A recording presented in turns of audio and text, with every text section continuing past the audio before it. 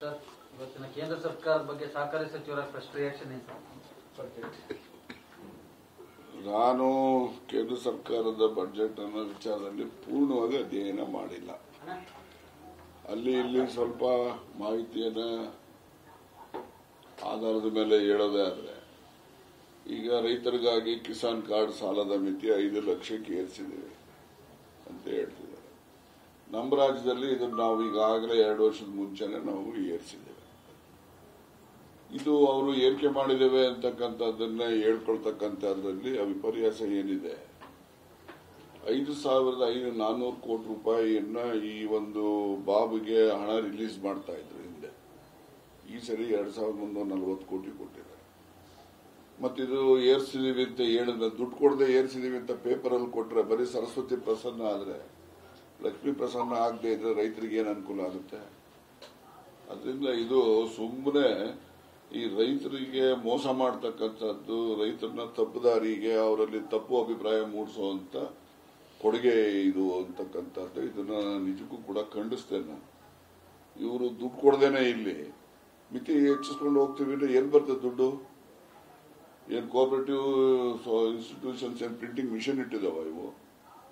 ಇಲ್ಲಿ ನೋಡಿದ್ರೆ ಇವರು ಬರೀತಾರೆ, ಕೇಂದ್ರ ಸರ್ಕಾರದ ಸ್ಪಾನ್ಸರ್ಡ್ ಸ್ಕೀಮ್ಸ್ ದುಡ್ಡೆಲ್ಲ ನೀವು ಕಮರ್ಷಿಯಲ್ ಬ್ಯಾಂಕ್ ಅಲ್ಲಿ ಇಡಬೇಕು. ಶೆಡ್ಯೂಲ್ಡ್ ಬ್ಯಾಂಕ್ ಅಟ್ಲೀಸ್ಟ್ ಹೋಗ್ಲಿ, ಬೇರೆ ಬ್ಯಾಂಕ್ ಅಲ್ಲಿ ಹಿಡಿದ್ರೆ ಶೆಡ್ಯೂಲ್ಡ್ ಬ್ಯಾಂಕ್ ಎಲ್ಲರೂ ಇಡಬೇಕಲ್ಲ. ಯಾವುದೇ ಶೆಡ್ಯೂಲ್ಡ್ ಬ್ಯಾಂಕ್ ಅಲ್ಲಿ ಇಡಂಗಿಲ್ಲ, it is only commercial bank ಅಲ್ಲಿ ಇಡಬೇಕು ಅಂತ ಬರೀತಾರೆ. ಅಲ್ಲಿ ರೆವಿನ್ಯೂ ಇವರಿಗೆ ರಿಸೋರ್ಸಸ್ ಇಲ್ಲದಂಗೆ ಆಗ್ತದೆ. ಈ ಕಡೆ ಇವರು ರಿಸರ್ವ್ ಬ್ಯಾಂಕ್ನವರು GLCನ ನಾಬಾರ್ಡ್ಗೆ ಏನ್ ಕೊಡ್ತಾರೆ ಅದನ್ನ ಕಡಿಮೆ ಮಾಡಿದ್ರೆ, ನಾಬಾರ್ಡ್ ಇಂಟರ್ನ್ ಇವ್ರಿಗೂ ಕೂಡ ಕಡಿಮೆ ಮಾಡಿದ್ದಾರೆ. ನಮ್ಮ ಕರ್ನಾಟಕಕ್ಕೆ ಒಂದಕ್ಕೇನೆ ನಾನು ಈಗಾಗಲೇ ಹೇಳಿದಂಗೆ 3,260 ಕೋಟಿ ಕಡಿಮೆ ಮಾಡಿದ್ದಾರೆ 1 ವರ್ಷಕ್ಕೆ.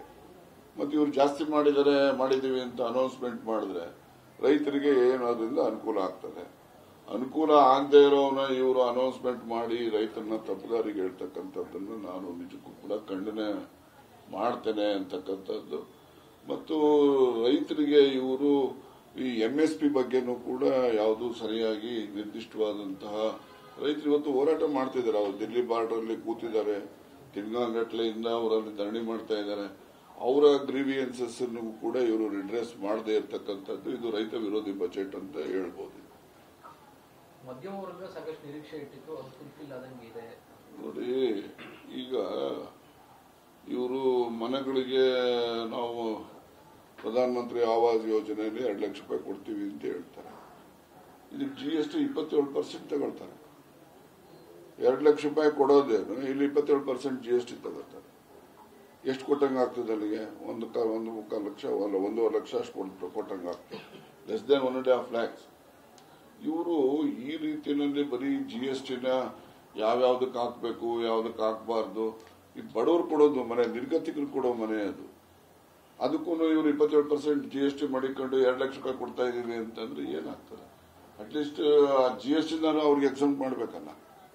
ಹೋಗ್ಲಿ, ಅದು GST ಕೌನ್ಸಿಲ್ ಅಲ್ಲಿ ತೀರ್ಮಾನ ಆಗಿರೋದು, ನಮ್ಮ ಸರ್ಕಾರ ಏನೋ ಮಾಡಕ್ ಆಗಲ್ಲ ಅಂದ್ರೆ ಹೋಗ್ಲಿ, ಅಷ್ಟು ದುಡ್ಡನ್ನ ಇವ್ರು ಹೆಚ್ಚಿಗೆನಾದ್ರು ಮಾಡ್ಬೇಕಲ್ಲ.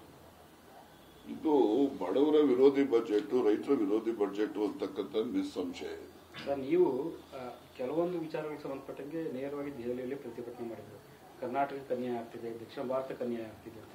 ಈ ಬಜೆಟ್ ಒಟ್ಟಾರೆ ನೋಡಿದಂತ ಸಂದರ್ಭದಲ್ಲಿ ಕರ್ನಾಟಕದ ನಿರೀಕ್ಷೆಗಳು ಫುಲ್ಫಿಲ್ ಆಗಿದೆ ಅಂತ ಅನಿಸುತ್ತೆ. ನೋಡಿ, ಕರ್ನಾಟಕ ಯಾವ್ಯಾರು ಈ ಕಾನೂನನ್ನ ನಿಯಮವನ್ನ ಉಲ್ಲಂಘನೆ ಮಾಡಿದರೆ ಅವ್ರಿಗೆ ಹೆಚ್ಚು ಸಹಾಯ ಆಗೋದು. ಯಾರು ನಿಯಮಾನುಸಾರ, ಈಗ ಪಾಪ್ಯುಲೇಷನ್ ಕಂಟ್ರೋಲ್ ನಮ್ಮ ಸೌತ್ ಇಂಡಿಯಾದಲ್ಲಿ ಬಹಳ ಎಫೆಕ್ಟಿವ್ ಆಗಿ ಮಾಡ್ತು. ಈಗ ಅದಕ್ಕೆ ಇವರು ಪೀನಲೈಸ್ ಮಾಡ್ತಾ ಇದ್ದಾರೆ. ಟ್ಯಾಕ್ಸ್ ಇದರಲ್ಲಿ ನಮ್ಮ ಡಿವಿಸಬಲ್ ಪೂಲ್ ಇಂದ ನಮ್ಗೆ ಏನ್ ಕೊಡ್ತಾರೆ ಅದರಲ್ಲಿ ನಮಗೆ ಪೀನಲೈಸ್ ಮಾಡ್ತಾರೆ.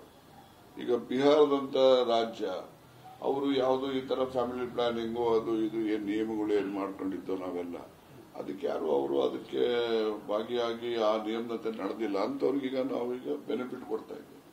ಅದಕ್ಕೇನೆ ಅಲ್ಲಿ ಇಲ್ಲಿ ಎಲ್ಲ ಕೂಗು ಕೇಳಿ ಬರ್ತಾ ಇದಾವಲ್ಲ, ಮಕ್ಕಳನ್ನ ಎಲ್ಲ ಜಾಸ್ತಿ ಅಡಿಬೇಕು, ಮಕ್ಕಳು ಇರಬೇಕು ಜಾಸ್ತಿ ಅಂತ ಅಂದ್ರೆ ಅಲ್ಲಿಗೆ ಪಾಪ್ಯುಲೇಷನ್ ಈಗಾಗಲೇ 140 ಕೋಟಿ ಆಗಿದೆ. ನಾವು ಇನ್ನು ಹೆಚ್ಚಾಗಬೇಕು ಅಂತಕ್ಕಂಥದ್ದು.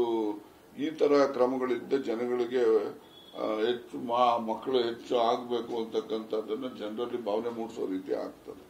ಅದರಿಂದ ಏನೇ ಇರಲಿ, ಬಜೆಟ್ ಇದು ಜನಪರವಾದಂತ ಬಜೆಟ್ ಅಲ್ಲ.